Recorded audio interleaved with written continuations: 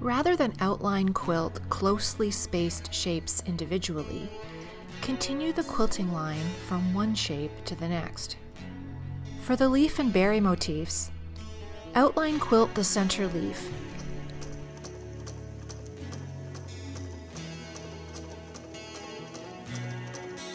Then return to the base to quilt the leaf on the right,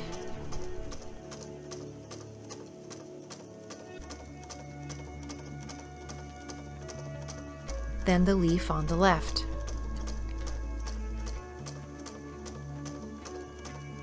Quilt the circles in a figure-8 fashion. Half the gold circle, the red circle, the other half of the gold circle, and then back again to reach the top of the next leaf.